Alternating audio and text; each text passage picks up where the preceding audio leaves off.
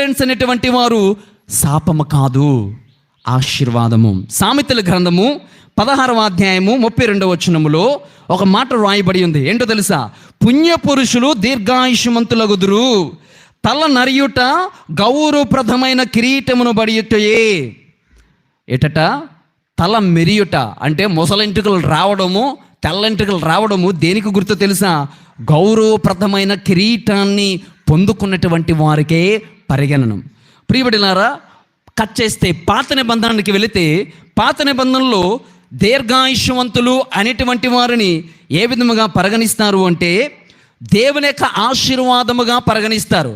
అంటే పాత నిబంధనలో ఎక్కువ కాలం బ్రతికినటువంటి వాళ్ళందరూ కూడా దీర్ఘాయుష్యవంతులుగా పరిగణిస్తారు.